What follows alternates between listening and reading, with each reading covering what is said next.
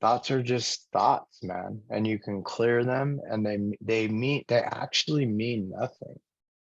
They only the only meaning they have is the meaning we place before them.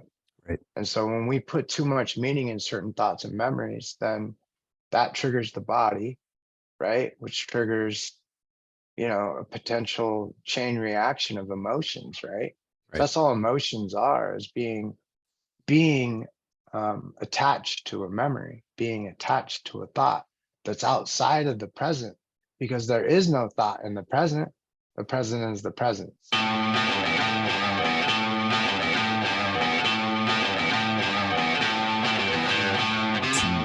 one. Ladies and gentlemen, welcome to the 8th episode of The Way of El Marco. I'm your host, Marco Antonio Alvarez. And today we have a very special guest, finally getting him on the show. Ladies and gentlemen, the one and only Tyler Musson. Musson. What's up, guys? I did the original pronunciation. I'll get Musson. Musson. It's Musson. It's Musson. Musson. Musson. What's up, brother? Oh, dude, life's good, man. Yeah, it is. Just got off the calls for the day. Heard a motto last week.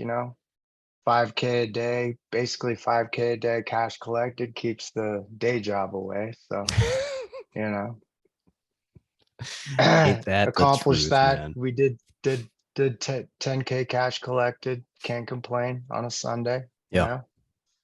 So yeah. Plus, it kind of, it's one thing to climb the ladder in sales. It's another thing to kind of keep your position and where you're at. So We the leaderboard is doing a number on the old psychology, bro. Yeah, I've noticed, right? Mm-hmm. I've noticed so we met last year, February last year, in the Sales Sniper boot camp that Sean Ray was instructing. And from then to now, you have been on this journey. Yeah. Right. And you have finally landed somewhere and got to this place to where, straight up the other day when you're like, hey, you put that thing out, like, what style of martial arts should I put my kids into? Like, once that came out, because I know how expensive martial arts training is, I was like, okay, you are definitely in a better place. Yes, for sure, man. Right. Yep. Had to survive kind of that first 60-day window, right? Because how it goes, we're on a net 30. So just finally got a decent first payment and got through it's been about 2.5 months, but I think I've been doing it long enough now. I'm kind of working through the imposter syndrome. Mm-hmm. I was definitely dealing with that. Well, still a little bit, right? But it ebbs and flows, bro. It's crazy. Sales is it's so like a battery. I'm still trying to figure out, how do you keep the battery always charged, right? Because it feels like you could take a day off, you can reset, you can clear the cache, cookies, and web history, do a little bit of training, get the mindset right again, and then just bam, dude, it's like clockwork every time. I'll just, boom, boom, boom. But then it's like it's a slow drain, but it's all the mindset, man. So what do you do to deal with imposter syndrome?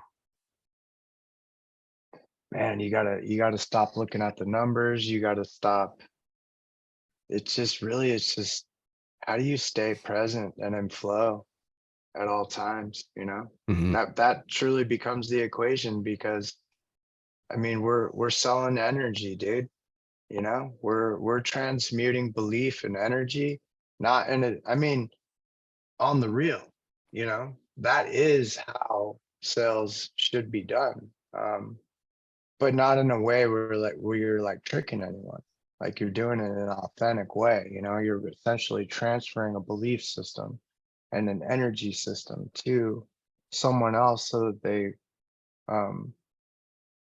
get the surety and the certainty and the alignment with exactly what they're wanting to do, and they actually can believe that they can do it. Right.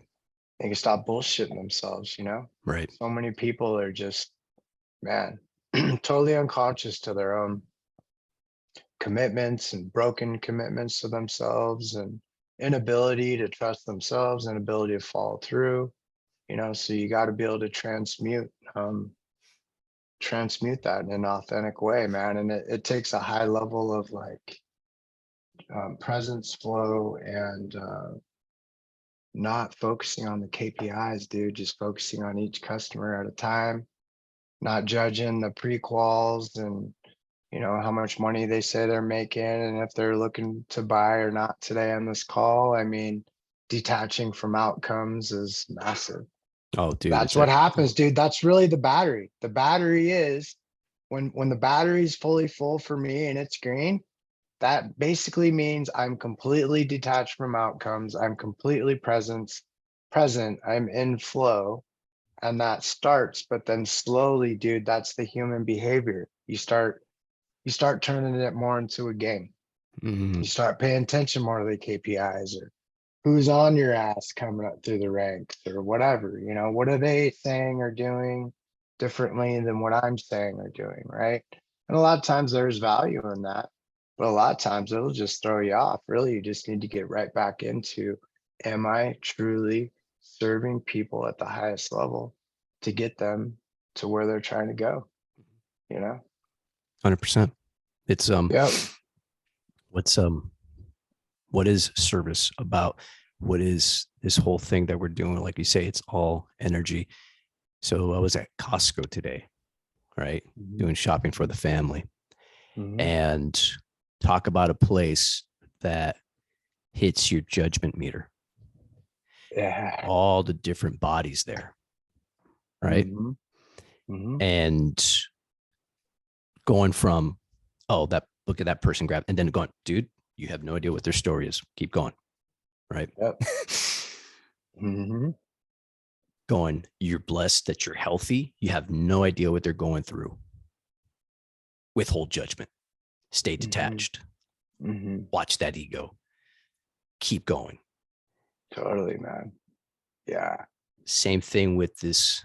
I mean, we've had these conversations before, and we're about to get weird with this. And I don't think this is something that we hear enough openly in the sales space, but the psycho-spiritual elements of sales, right? Yeah. Like, let's get weird for a second, right?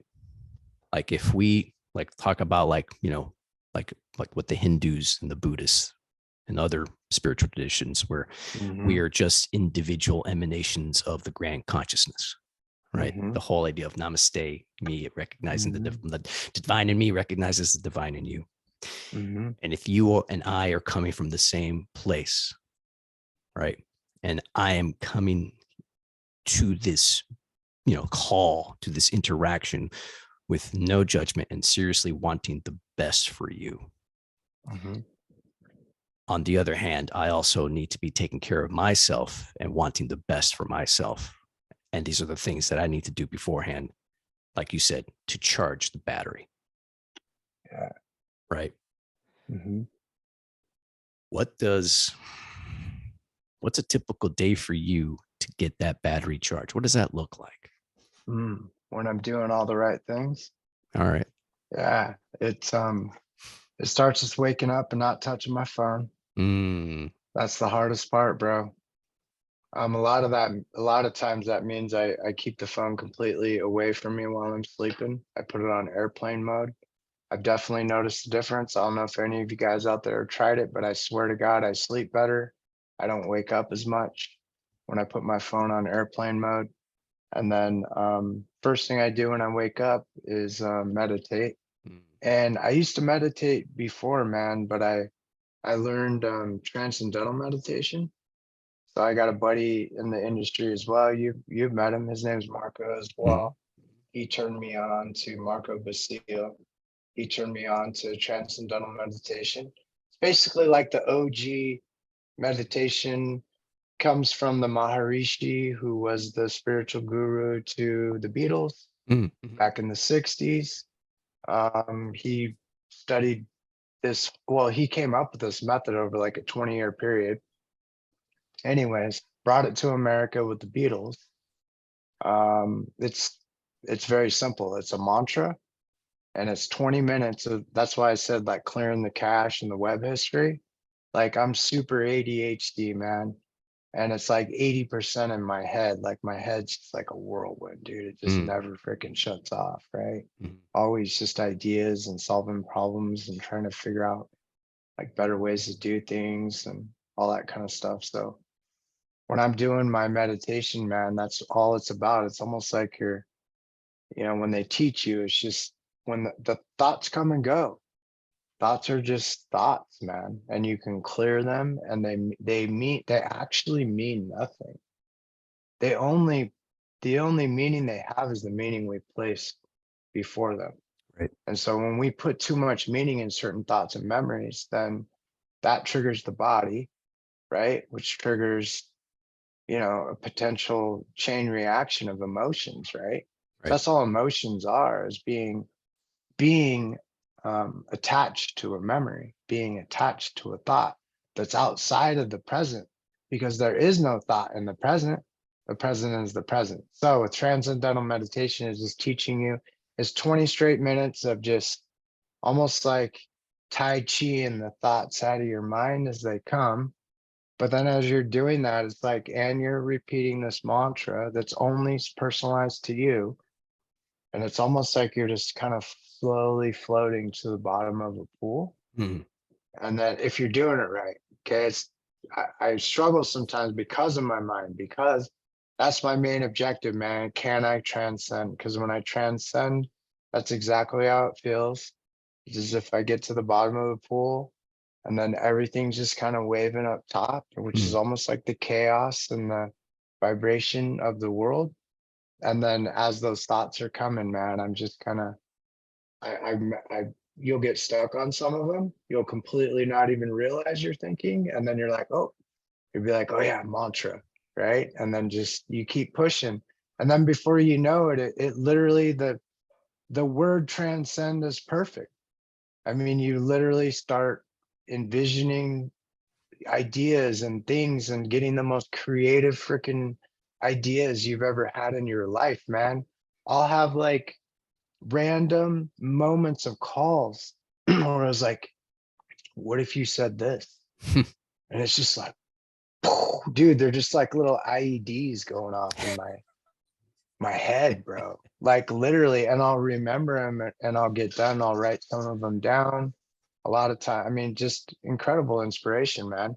It is literally like tapping into the collective unconscious somehow. And suddenly, it's just incredible insight, presence, flow, and like joy, right? And so once I'm done with that, it's 23 total minutes. I take a shower. I cook I eat 6 eggs every morning with 3 tablespoons of butter and some Himalayan pink salt. And I drink my cup of coffee. And then a lot of times I'll watch a call right before I get started, or I'll be listening to a call while I'm cooking and getting ready. Of course, then when my kids are here, I'm getting them ready for school and stuff too. But yeah. So that's my simplified routine in the morning. I do more at night. I typically listen to a couple calls, maybe take some notes, go through all my follow-ups. But that's the thing, man. When you're off on sales, that's the time. Like with anything else, whenever we're off with something, that's when we slack off. That's when we come up with the excuses not to make sure you go through the list of every single appointment tomorrow and be like, yo, got your confirmation, thanks, or maybe just a little nudge to make sure and remind them, or to even see if they're there, so you get a response, so you kind of get a feel if they're going to show or not tomorrow, right? So I'm just in a phase where I had a week that went like this the entire week, and I just finally bounced last night. So I usually work like 4 or 5 hours on a Saturday, 4 or 5 hours on a Sunday, but I just kind of came out of that bounce, which I'm super stoked about right now because it charged me up, dude. Right. Now I'm ready for Monday. Yeah. So I'm basically at a point now where I'm going to start seeking out coaching and help in this realm of, how do I keep the battery full at all times? Because I know this is the true secret to sales. That's the thing, dude. That's the key, where it's like, it's easy to keep that battery charged when you're winning, right? Yes. And I use air quotes, right? Mm-hmm. And it's, the key is to keep that thing charged when you're losing, right? Mm-hmm. And what I found for myself, number one, is like, I don't even have the phone in the room when I go to sleep. It's in here in the space, and the room is stripped down as much as possible. I've got like a just little, red digit alarm clock to wake me up to some, Mm-hmm. Chinese flutes, right? Or Japanese, Okay, whatever the nice. flutes are, right? Yeah, it's nice. And me and PT in the morning, right? I'll do my meditation work and my PT, and that's what I have found, because I was on a losing streak last year, and that was the thing that was helping keeping my battery charged. Then, of course, at least once a month, microdosing on psychedelics. Mm-hmm. Mm-hmm. Right? It's Same. like, yeah, straight up. Yeah. It's like a defragmentation of the hard drive. Mm-hmm. For those of you kids man. out there who don't remember what a defrag was, or Yeah. like, what's that? Right? Or anybody that remembers how long it took to do a Malwarebytes free scan because you just effed up your computer with a fucking LimeWire download and like 14 freaking CDs, right? Right, You gotta totally. spend an entire Saturday to like watch that damn thing almost to the end, and then all of a sudden your computer crashes, dude, and you gotta start all over. I don't know about those days now. Dude, now you can hit Malwarebytes free scan. It takes like 2 minutes. Like, no way. Dude. Do you remember that, man? I never messed with LimeWire because at the time I didn't have my own computer, and I didn't want to mess the family computer up, because I was just like, dude, if I mess up, I got back from the army, and I was like, dude, if I mess up my parents' computer right now, they're gonna kill me, dude. I was like, Oh God, not me, bro. I still messed them all up. Not good. Yeah. So speaking of that, you mentioned IEDs. Mm-hmm. You were in the Marines. Mm-hmm. So you are the third representative of the Department of the Navy Marine Corps that's been on the show. I still haven't had. Kidding. Yeah. Oh, yeah. I had my buddy Jonathan Barton. He was Marine Infantry. And then I had Nick Doria. He was in the Navy. And now I've got you. So I've had, right, 2 Marines and 1 sailor. I haven't had another soldier yet. I'm trying to get my other buddy so we can at least, balance out the equation for this Army Navy game. Right. And you were a sniper in the Marine Corps, right? Mm-hmm. Yeah. How long were you in? Yeah. About 4.5 years. 4.5 years. When were you in? Let's see here. Been like 99 to 2000. Okay, gotcha. Was it mandatory viewing for you guys to watch Full Metal Jacket and basic training, or was that just going to give you guys bad ideas? No, none of that. I would say a lot of the shit you saw on my Jarhead was as far as like life back in the barracks, or culture wise, Sure, was very similar, right? Sure. But yeah, none of that, man. I mean, yeah, it's quite culty. Has to be, man. Right? Has to be. But I mean, in hindsight, man, think about it, dude. These organizations are built on hell, death, and destruction, man. And through that, they're able to come up with the most incredible cultures and programs and systems to literally completely deconstruct a man or a woman, completely build them back up, totally programmed. Like, I thank the Marine Corps for understanding how we're programmable, bro.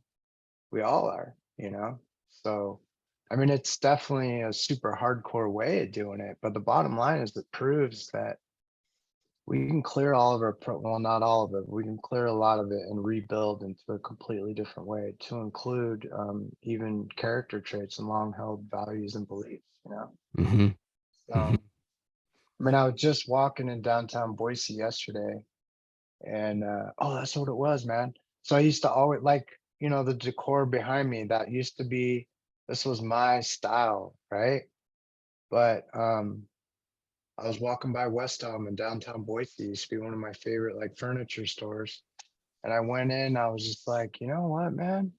I just don't think this is totally me anymore. I've changed a lot.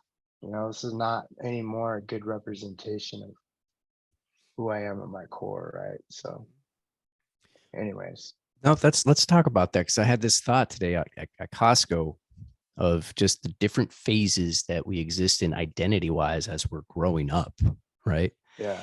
Mm-hmm. And I remember it just came to set this random thought where I was like, at one point I really liked swing music. Remember Cherry Poppin' Daddies, right? But I never learned how to Yeah. swing dance. But I was like, but I like the Mm-hmm. music. And then I was just like, was I a poser?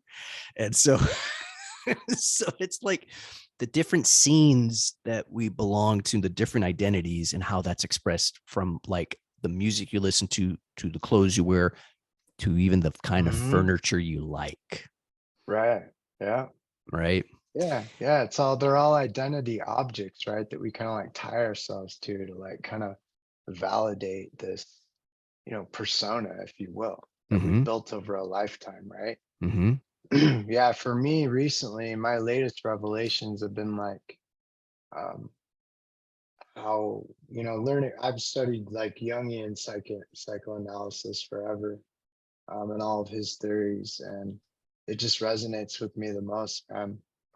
Plus Freud, talking about how we can break everything up into, say, alter egos, man. So like over the last 6 months, I've just really started to be able to kind of grab on to all these kind of individual elements of my psyche and my personality that I've essentially created throughout my life, whether it's to protect a certain part of my core, Mm-hmm. you know, um, or something I use as almost like a specific persona when I'm in a certain um, situation that allows me to compete at a level Mm-hmm. that just pulls me through type thing. But I've been able to identify all these alter egos, if you will, that I now can just see clearly what they are, where they came from, and the purpose that they serve within kind of the makeup of Tyler Musson. It's been like a game changer for me, bro. With all these alter egos that we have, right? Uh-huh. Yeah. What is the true self? At what point do you get to see your true self stripped away from all that? I mean, this is See, all. that's the other thing. I'm saying like, man, when I talk about alter egos, it's not, it sounds almost schizophrenic, right? Well, But not to what I'm me, but saying, right, but what I'm saying is that it's not as if I turn into a different person or I am a mm, different person necessarily in that situation, but I pull from this identity cue of these very specific things of like, no, this is who you are in mm-hmm, this moment. mm-hmm, And so I've been able to almost like put that into a physical look. And, mm-hmm, like one of them's name is Big Bro. You don't fuck with Big Bro, man. And Big Bro came about from protecting my brothers and sisters. I went through a lot of shit, and just dealt with a lot of really fucked up shit with adults and bullies. And it was like, that's the character that kind of came out of that. And Big Bro can get me in trouble, man. You know what I'm saying?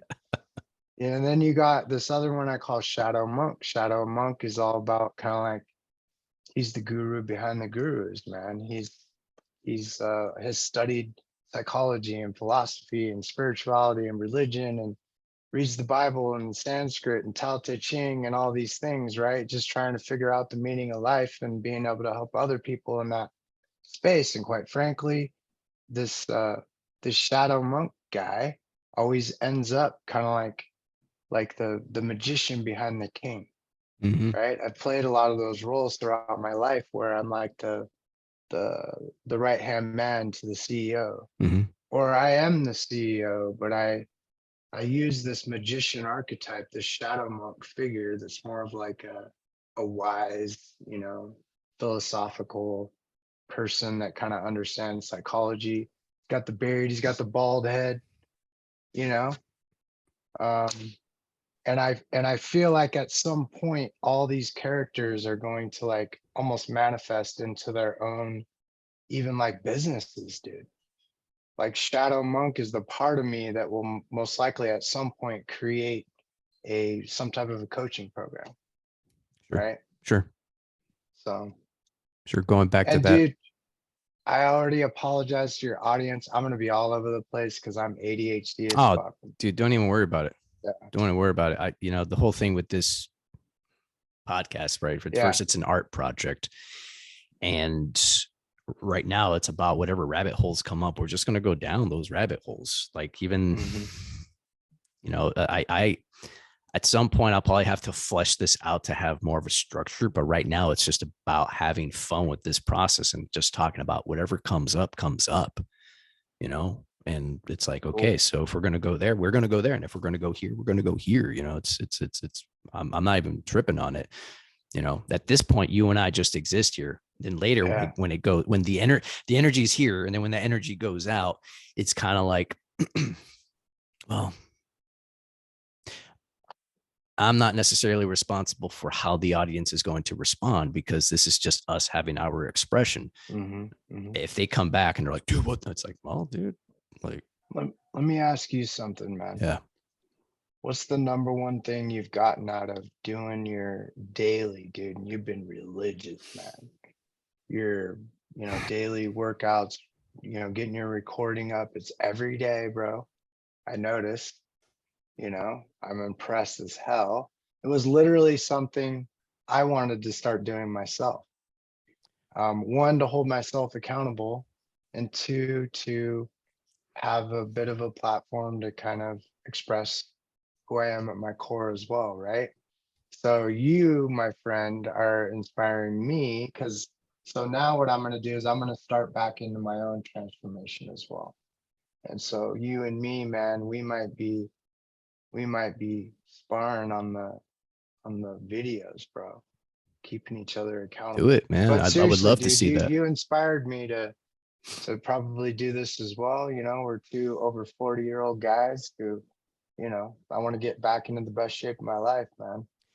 Bro, It's been super impressive to watch you go, man. What have you gotten the most out of that? Yeah, no, thank you. I appreciate that. What I've gotten the most out of it is the feedback that I get back from folks, which doesn't surprise me, but surprised me at the same time. Like I've only gotten like 2 pieces of hate mail, if you will, right? Some rando dude who called me a coward for wearing my hoodie while working out, right? And then I looked at his page and I was like, ooh, who hurt you? It was bad, dude. This dude's page was bad, right? I was like, just nothing, just like everything in caps, just all pure hate towards whoever, right? Just towards the world. That kind of got like super hurting, man. Like it's like if anyone needs to fucking work out and get a hug and eat some mushrooms, it's that dude, right?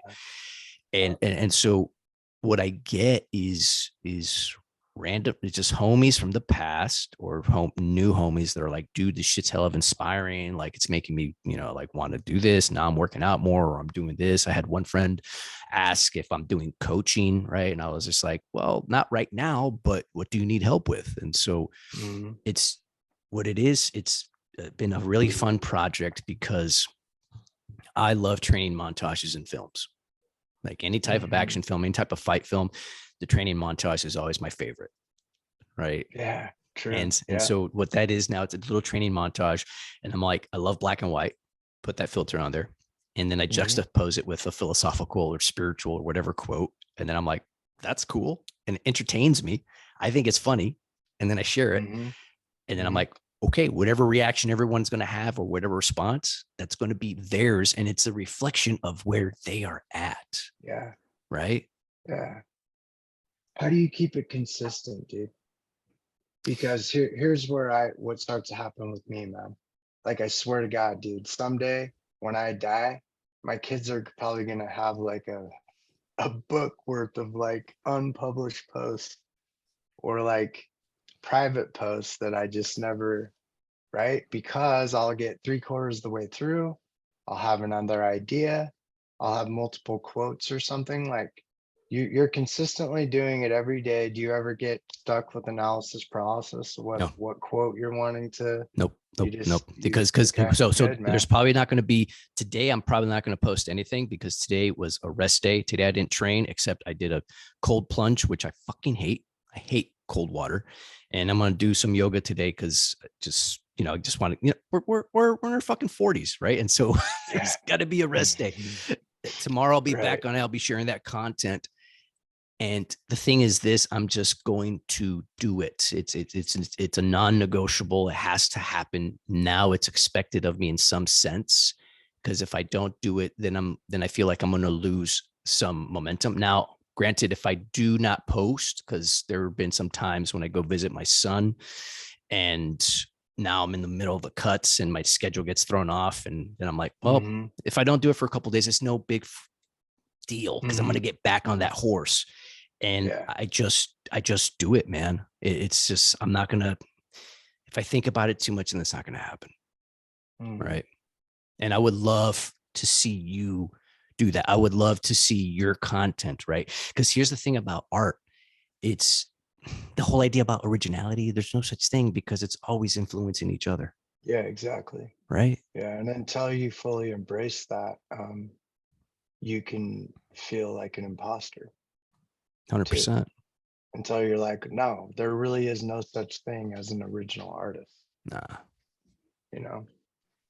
Think about like even our names. Mm-hmm. You're not the first Tyler. I'm not the first Marco. You're not going to be the last, and neither am I. Mm-hmm. There's always going to be this whole idea of, once again, identity, right? There's always going to Right. be somebody holding on holding on to that place that we occupy, that space, right? Mm-hmm. My Mm-hmm. me suit's going to go away, but then there's going to be another meat suit, another consciousness, another Yeah. emanation of the Brahman showing up Mm-hmm. and saying, hey, what's up? Here I am. Yeah. you That's know? why legacy is so important, dude. It's like literally 150 years from now. I mean, shit, dude. We hardly pay attention to, you'll see like some super famous celebrity from when we were kids. Mm, Of course, all of them are like dying right now. It's mhm. just so weird to see someone who is so huge and then they die. And it's like, oh, yeah. But I mean, these are uber famous people, right? So it's like the chances of our names living past 100 years or even anywhere close to that, the only way we can literally create, a lasting impression or memory at all is through the patterns that we break, Yeah. you know? Yeah. 100%. I mean, look, for example, I'm a huge Sylvester Stallone fan, Mm-hmm. right? I love his work. I love his story, right? But is my son, who's 5 right now, when he's older, is he going to have the same love for Sylvester Stallone and his work that I do? Mm-hmm. I don't know. Probably not. But let's talk about this guy, Socrates, Yeah. right? 2,000 years ago, gets sentenced to death, and he's still making an impact. His legacy is going to be living forever, Exactly. right? Yeah. Mm-hmm. Because it's just how he was.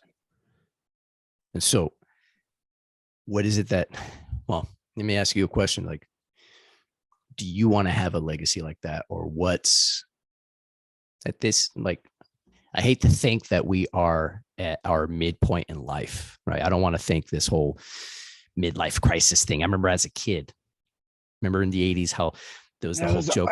anything anybody ever did. I think the whole concept of it must have came from the 80s because it was all about the yuppies and yeah, The dude dude. in It his was all about convertible, divorcing yeah, his yeah, wife and getting a yeah. young chick and just, Right. right? Because it was the boomers. It was like when the divorce rates went insane for the Gen X generation, and it Right. was all the guys like upgrading or, quote unquote upgrading, getting this red sports Yeah. car. Yeah. Yeah. Yeah. Well, let me ask you about that. So here's the thing. Mm. Do you think that was specific to their generation? Because here's the thing, right? Midlife crisis, there's there was that Faith No More song, Midlife Crisis, right? And then like now there's that thing about the existential crisis, but then you reframe that to an opportunity, right? The existential opportunity, right? And then there's this whole idea of, midlife crisis. Okay, so if this is our midlife, which I don't fucking feel like it is, right? What is this experience for you in your 40s? Do you feel like you're having this midlife crisis? Do you feel like, what is it like for you? I think that, well, I mean, I'm just kind of coming out the other side of like by far the deepest, darkest dark night of the soul I've ever been through, right? And the best I can gather out of it is that, whether it's a midlife crisis or I think it just has to do more with the average timeline, say a man goes through before he really starts to question like all of his beliefs, everything he's done. Am I actually me? Because for me, on the other side of the dark night of the soul was basically just a complete reconceptualization of what I viewed as reality. Like my complete reality was shattered, dude, on almost every level possible. And so I had to rebuild from real, objective, subjective perception and experience with this new conceptualized reality. But it's a conceptualized reality brought by reality, right? So it's like the reality before that is built partly by the world, partly by you, all your influences, all your experiences. But for me, that whole house of mirrors and identity structures that made me all came crashing down, bro. And I had to kind of rebuild to be able to finally reposition myself in the world and who I am and what that means to the world, basically, which what it means to me. And so my purpose, my everything has changed since then. Who is Tyler Musson? Who is Tyler Musson? Holy shit, dude. He is a man with radical integrity. He is a man who I think my number one purpose is to be as much as who I am on the inside, on the outside. That's basically what radical integrity is, in my opinion. And I'm striving to be someone that no one can ever accuse of being anything else than Tyler Musson.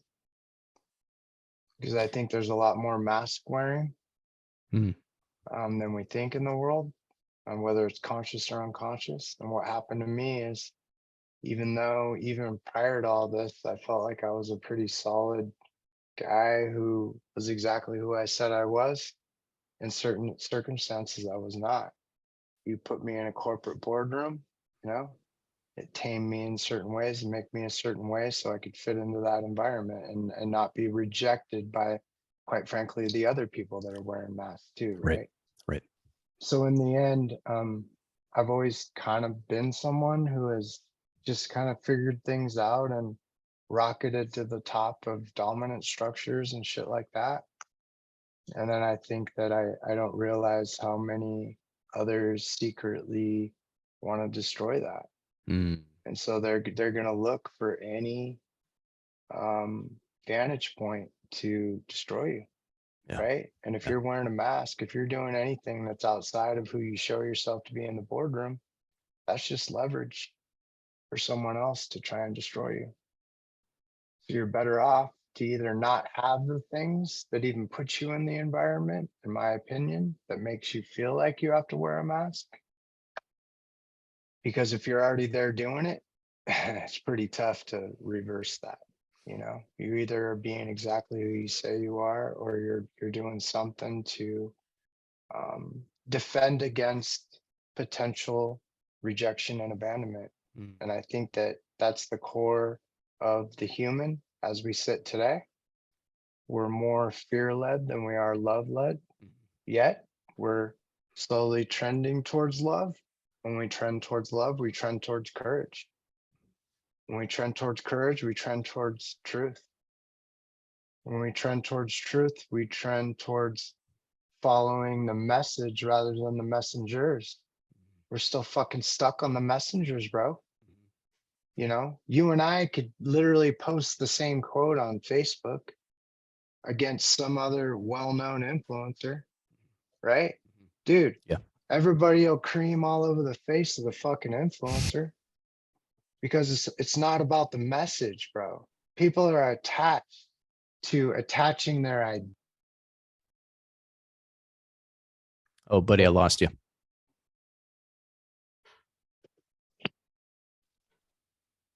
Got me? Yeah, I got you. Okay, yeah, man. I didn't realize my AirPods were not charged, so I got to ration and go one at a time. But yeah, yeah, it's something that bugs the shit out of me about Facebook, or just social media in general, right? Yeah. We're so attached to our identities being attached to other identities rather than just seeing something that resonates with us and validating it Yeah. because it's validatable Right, and it's right, good right. fucking shit, Right. regardless if it's got 1,000 likes or a ton of engagement, right? Right. Like that's how I'm trying to live my life too. If I see something good, I don't give a shit if nobody's touched it. If it resonates with me, it was fucking for me, Right. you know? So I feel like we're slowly trending. That's why talking about, I talk about like the great split and like the great awakening and, reset and all this shit. It's because we are, man, we're trending, we're going away from being fear-driven beings, believing in this kind of artificial construct of human authorities who, quite frankly, are most likely, like you said about us being all attached to, say, a higher intelligence or source, and us being, an image of a creator, because we create, man, we make things out of nothing. Nothing else on planet Earth can do that, right? And while on one hand, we are all the same, but my message is, there is a subset of people roaming this earth right now that are not the same as us, bro. They don't have the same input output. They have pathological trauma that causes them to never be able to heal from it either. Sure. Causes them to be pathological liars. How do you know someone's a pathological liar if you've never caught them lying? See what I'm saying? So that's where my reality construct was shattered, bro. But even if I had known the truth and somebody had told me ahead of time that this is actually what was going on, I still wouldn't have believed people because I didn't believe that people were capable of those types of things. I had to literally bug my own house, vehicles, and everything. And even at that, if somebody had listened to everything ahead of time and told me what I was going to find, I wouldn't have believed them. I had to hear it myself and then deal with my reality just shattering, bro. And but it was like a reconception that, dude, this is real. This is actually what this means. I knew all about it. I've been studying the disorders forever. All the signs and everything that's supposed to happen was there, but I didn't understand what that meant, man. I didn't understand what it meant to literally have the ability to literally destroy another human being's life, literally destroy, just to protect from being found out, just to protect from people finding out that there are other people out there that appear to be altruistic and real and all these things, who could be literally the biggest piece of shit behind closed doors you've ever seen, you know? And so we're waking up to that, man. The speed of information and the speed at which we're learning about psychology and different disorders and stuff like that. Once cluster B personality disorders are truly fully started to be understood by the collective and AI, because AI right now, even through Zoom, dude, AI is observing our body language. AI is observing me day in and day out, bro, on Zoom. And it's being, all that data is being collected, it's being referenced against, you know, different personality traits, it's being referenced against all the information it has about my private life versus my public life. See, eventually in the very near future, there's literally going to be software programs that'll say, this kind of like the social scoring thing, dude. This motherfucker is not to be trusted. He may appear to be, but based on all the data and the all the analysis between body language and everything else, it's gonna tell a different story. It's gonna unmask us. So Right? that's what you just hit something that I wanted to end with, right? You just brought us into that realm right now of AI, right? We're on the cusp of this next step of our evolution staring right back at us. Mm-hmm. Right? Yeah. Yeah. Well, there's 2 observers now. There's 3 observers, in my opinion. We got the machines now. We've now become an observer through all the connected everything. Look at us, man. We've manifested our own God. We literally just manifested our own God through AI, guys. Yeah. That's exactly what's going on. The fact that we have technology that's all connected to a cloud, to all of us individually, the cloud is a manifestation of Jung's collective unconscious. Yeah. And then the device acts as our personal conscious because it's storing all the fucking personal shit we're doing, which is going into the cloud, which is also manifesting in personas and archetypes and all these fucking people. And then we're able to see all that data online and we pull from it. And it's a big ass feedback loop. So if you're woke and aware on the real, you can start to actually predict what the collective unconscious is doing, just watching the news and watching everything as we evolve, right? But the thing is, once the machines are already the observer. It's just going to rapidly escalate to the point of who has the objective truth and who does not. It's going to be very, very, not very long from now where it's going to feel impossible to even know what the truth is. The truth will only come from each individual knowing thyself.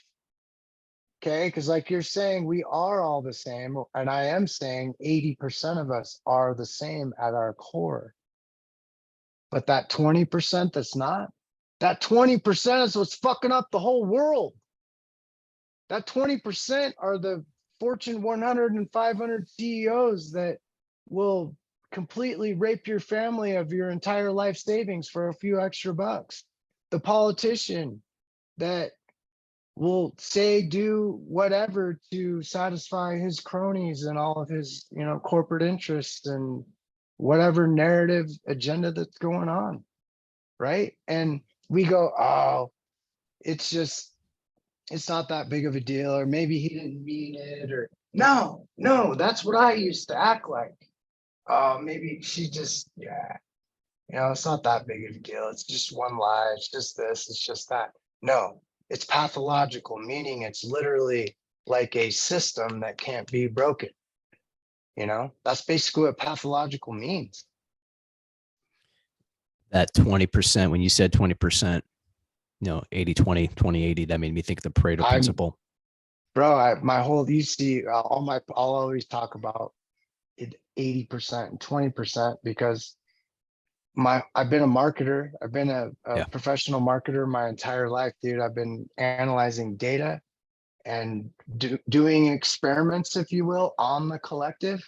creating archetypes and personas and literally like channeling the collective and then literally able to understand what the collective is missing within, say, that product segment, and then reflect, project.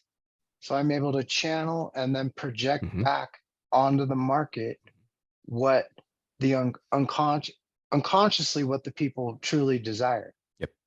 An example would be like I used to be a vice president of marketing at John Deere dealerships, right? And what I found is like, why are people so obsessed with like premium John Deere riding lawnmowers and like the little compact tractors? You know, like I would laugh at it because I grew up on a big dirt farm, dude, a crop farm with big tractors and all that stuff, right? And in a community where it's all big iron, dude. Well, you got all these people that live in the suburbs that make, say, tons of money, Boeing, Microsoft, Google executives outside of Seattle, man. When they buy that premium riding lawnmower, they call it their tractor. This is my tractor, you know? Or the little compact tractor. This is my John Deere tractor. And I gotta like try not to freaking laugh, bro. But Yeah, dude. so doing the market research, I found just talking to customers, like in their hearts, man, they saw John Deere as American as apple pie, dude. You know what I mean? They saw they wanted to be the big farmer out on his own land in a big ass fucking diesel tractor, farming his own land, you know, the whole homesteading concept, the whole thing. So in their hearts, that's what John Deere represented to them, man. Yeah. And so what I did was I created advertising that was crafted around the mystique of the American farmer, but with the small equipment. And people are like, dude, why would you do that? Well, I was hitting that unconscious level of that desire, especially for these 40-plus-year-old men who are finally in a place where they can who are making good money and could afford a John Deere. By God, they were going to buy their John Deere tractor. Of course, dude. Yeah. Brother, you know, it's been 40 minutes at this point, more than that. That went like that, bro. Of course, man. It's like kind of like a sales call, right? No, it's better than a sales call. Yeah, for sure. Way better than the sales. I mean, I'm just saying how fast the time goes. Thank you, man. Really appreciate you coming on thank board. you, dude. I feel like we got to do another one. Bro. Oh, we have to. Dude, we've barely scratched the surface, dude. Because like right now, what you were talking about with marketing, it just reminds me of like magic, right? Magic with a K. It is magic, right? Dude. Manifestation and things like that. Because it is. It's straight up. You know, that's that. Like I literally manifested that idea out of the ether, dude. And some of them, it's crazy to watch the process unconsciously unfold, you know? Oh, dude. And this is happening all the time. Right. Yeah. Let's wrap it up, my brother. Ladies and gentlemen, this was a great episode. All right. Episode number 8 with the one and only Tyler Musson. Please subscribe wherever the subscribe button is. Tell your friends, tell your mom, your grandma, whoever's going to be into this kind of stuff, which I'm still trying to figure out. I don't know. And I'm enjoying it. Ladies and gentlemen, this has been The Way of El Marco. Thank you very much for watching. All right, buddy. Let's see. I'm going to hit the stop record. Oh, yeah.